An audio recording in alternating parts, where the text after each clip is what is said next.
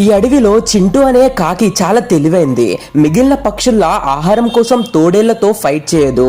తోడేలు తిని వెళ్ళిపోయిన తర్వాత మిగిలిన ఆహారాన్ని సైలెంట్ గా వచ్చి తినేస్తుంది. కానీ ఒకరోజు సీన్ మొత్తం రివర్స్ అవుతుంది.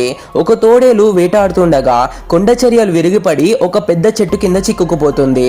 తోడేలు బయటపడడానికి చాలా ట్రై చేస్తుంది, కానీ ఆ చెట్టు చాలా బరువుగా ఉంటుంది. సరిగ్గా అప్పుడే చింటూ అక్కడికి వస్తుంది. చింటూ ఒక్కతే ఆ చెట్టును తీయలేదు. అందుకే తోడేలు ఆకలితో చనిపోకుండా ఉండడానికి ప్రతిరోజు ఆహారం తెచ్చి పెడుతుంది. ఆహారం పెట్టడమే కాకుండా చింటూ తన ముక్కుతో ఆ చెట్టును మెల్లమెల్లగా కొరకడం మొదలు పెడుతుంది. తను చేసే ప్రయత్నం వేస్ట్ అని తోడేలు అనుకుంటుంది, కానీ చింటూ కష్టపడి ఆ చెట్టును సగం వరకు కొరికేస్తుంది. ఇంతలో చలికాలం వస్తుంది. గడ్డకట్టే చలికి చింటూ వణిగిపోతూ ఉంటే తోడేలు తన దగ్గరకు లాక్కొని తన ఒంటి వేడితో చింటూకి రక్షణ ఇస్తుంది. కొన్ని రోజుల తర్వాత చింటూ మొత్తానికి ఆ చెట్టును ముక్కలు చేసేస్తుంది. దానివల్ల తోడేలు ఫ్రీ అయిపోతుంది. అప్పటి నుండి చింటూ తోడేలు బెస్ట్ ఫ్రెండ్స్ అయిపోతారు. ఇద్దరు కలిసి అడవిలో హ్యాపీగా వేటాడుతూ ఉంటారు.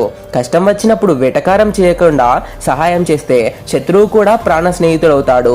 చేసే ప్రయత్నం చిన్నదైనా పట్టుదల ఉంటే ఎంత పెద్ద సమస్యనైనా